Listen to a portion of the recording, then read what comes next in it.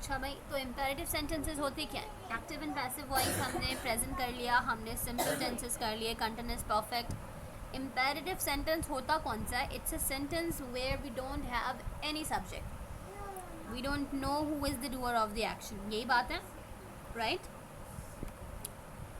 A sentence that expresses a request, an advice or an order is called an imperative sentence. Normal सी बात है बिल्कुल, ये हमने कल यही पढ़ा था इसके बारे में, ऐसा ही है। लेकिन when we don't have a subject, so अब हम object को किस चीज़ से interchange करेंगे? Because that's the basic rule in active and passive voice when we are converting, right? We interchange the positions of the subject with the object and the object with the subject, ऐसे ही करते हैं। But if we don't have any subject in a sentence, what will we do? How will we convert it then? Will we add up another subject? No, not really.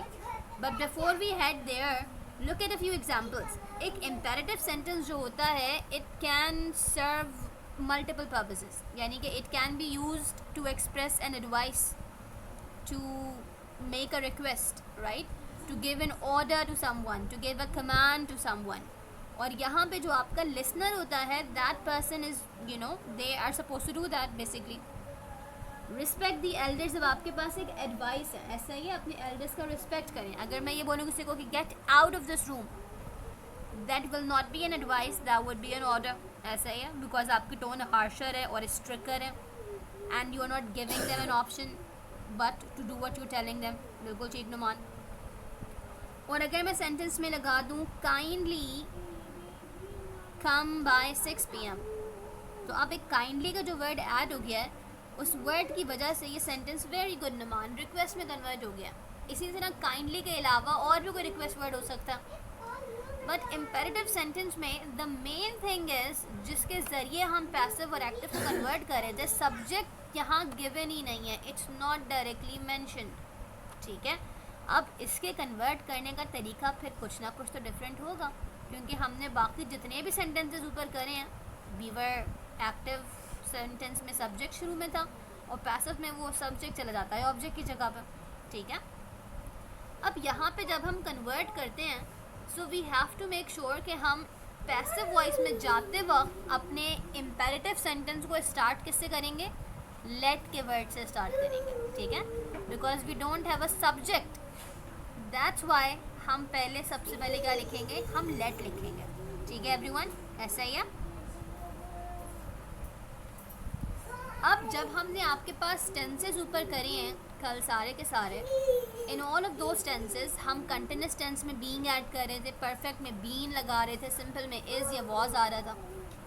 लेकिन अगर आपके पास sentence है ही imperative, तो वहाँ पे हमें कोई been या बीइंग या इज़ या वॉज नहीं लगाना, बल्कि the helping verb is only be, ठीक है।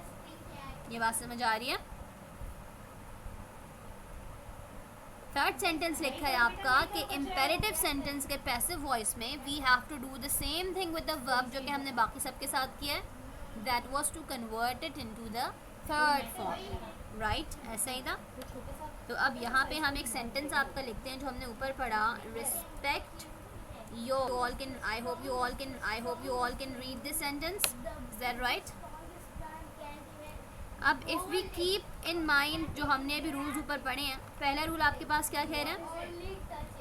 The first rule is telling us कि आपने अपने पैसिव वॉइस के सेंटेंस को लेट से स्टार्ट करना है, राइट? वालेकुम अस्सलाम Manoor, I am good, how are you? तो यहाँ पे हम लेट लगा देते हैं सबसे पहले, ठीक है। लेट के बाद हमें क्या लगाना है? आपको पता है कि हमेशा ऑब्जेक्ट आता है सेंटेंस के स्टार्ट में पैसिव वॉइस के अंदर। अब यहाँ पे रिस्पेक्ट और एल्डर्स में ऑब्जेक्ट क्या चीज़ है? Elders is the object, right?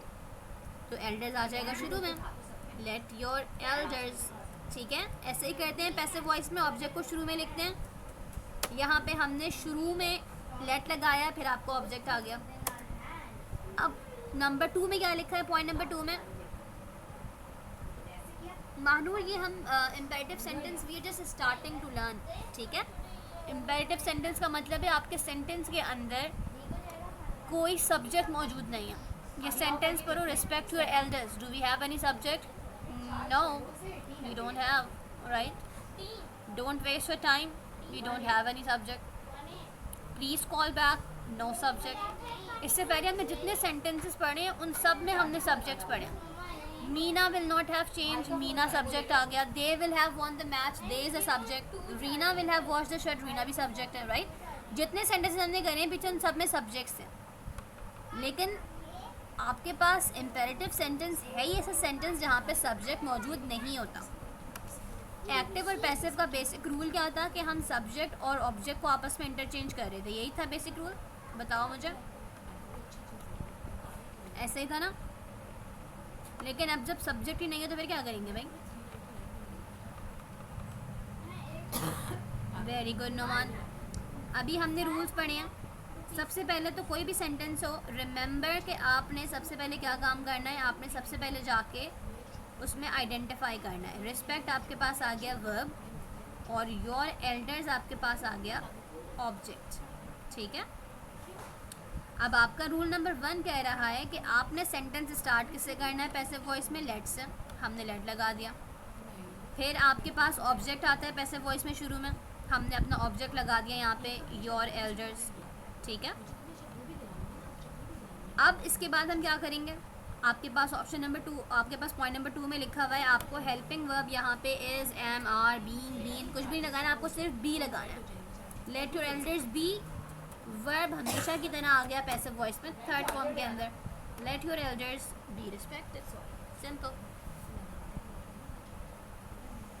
Right everyone. तो I think it's not that difficult. दिखने में शायद लग भी रहा हो लेकिन इतना डिफिकल्ट है नहीं।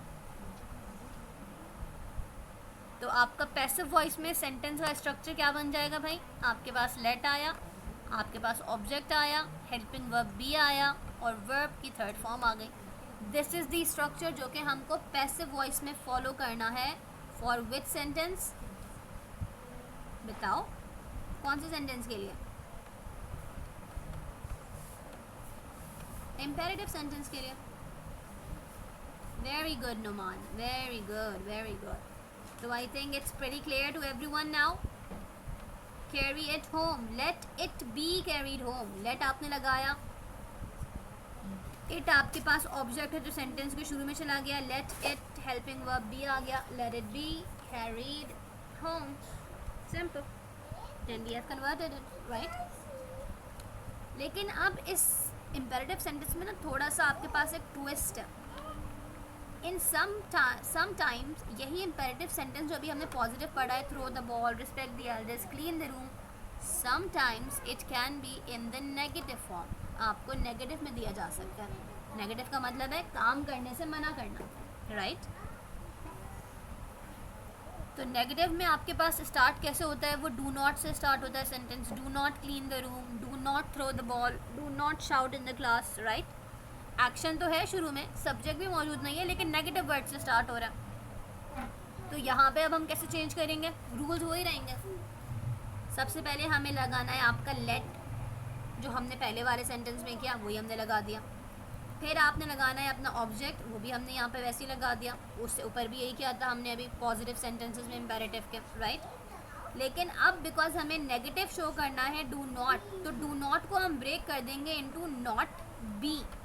बी आपके पास था हेल्पिंग वर्ब जो कि हम पहले ही लगा रहे थे, और because it's a negative sentence तो हमें यहाँ पे हेल्पिंग वर्ब के साथ किसको ऐड करना है? नॉट को भी ऐड करना है, ठीक है। तो let the dog not be, verb की third form beaten. Very good Numan. In short that's what we are supposed to do, ठीक है। ये बात समझ आ रही है? Do I write another sentence here and can you people then convert it? Do not throw the wrappers. Can you see the sentence? And can you tell me how can we convert this into the passive voice? जल्दी से बता। Passive का पहला rule क्या है imperative में? आपने sentence start करना है लेट के साथ। You have to add the word let, ठीक है। लेट लगाने के पास आपने लगाना है ऑब्जेक्ट। ऑब्जेक्ट हमारे पास क्या है? Throw, do not, your wrappers. Wrappers is the object, हमने रैपर्स लगा दिया। लेट द रैपर्स, अब because we have to show the negative तो आपने हेल्पिंग वर्ब बी से पहले नॉट भी लगाना है। Let the wrappers not be thrown. Very good, Mahnoor. Perfect. Perfect. Good job. बस याद रखें कि नेगेटिव सेंटेंस में do not, did not, does not जो भी लिखा हो, आपने कभी डू और do not, does not, did not कभी भी पैसिव में नहीं उतारना उसको आपने नीचे, ठीक है। गुड जॉब नमान, वेरी गुड बेटा। अब थर्ड पॉइंट क्या लिखा है, इम्पेरेटिव कैन बी पॉजिटिव, देख लिया। इम्पेरेटिव कैन बी नेगेटिव, ये भी हमने देख लिया। लेकिन अगर इम्पेरेटिव सेंटेंस के अंदर आपको रिक्वेस्ट दी जा रही है तो as we have seen the example, request words use होते हैं। रिक्वेस्ट वर्ड्स कौन से हो सकते हैं, प्लीज़ भी हो सकता है, काइंडली भी हो सकता है, ठीक है। इन सम कंडीशंस कभी कभार मे भी लिखा हुआ आ सकता है, लेकिन अक्सर प्लीज़ और काइंडली से ही होता है। तो अगर हमारे पास एक रिक्वेस्ट सेंटेंस आ रहा है इम्पेरेटिव में, तो अब रूल्स अगेन थोड़े से और डिफरेंट हो जाते हैं। अब हमें लेट नहीं लगाना। Very good Manur. लेट हमें कब लगाना है, जब इम्पेरेटिव सेंटेंस पॉजिटिव में हो, जब इम्पेरेटिव सेंटेंस नेगेटिव में हो। लेकिन अगर इम्पेरेटिव सेंटेंस के अंदर रिक्वेस्ट की जा रही है एक्टिव वॉइस में, तो पैसिव में जाते हुए now we are not going to add the word let, बल्कि हमें ऐड कर देना है एक phrase, you are requested to. सही है, ये बात समझ आई। और ये हम किसकी जगह लगा रहे हैं, we are adding this in place of the request word. Request word को रिमूव करके नया फ्रेज आ गया, यू आर रिक्वेस्टेड टू। अब टू अगर हम ऐड कर रहे हैं और टू के बाद हमें वर्ब लगाना है, तो you guys should know this very well कि इंग्लिश ग्रामर में टू के साथ वर्ब हमेशा किस फॉर्म में आता है, वर्ब की फर्स्ट फॉर्म में आता है, ठीक है। तो रिक्वेस्ट सेंटेंस में जब हमने लिख दिया यू आर रिक्वेस्टेड टू, तो इसका मतलब अब आपका वर्ब जो है हम उसे थर्ड फॉर्म में कन्वर्ट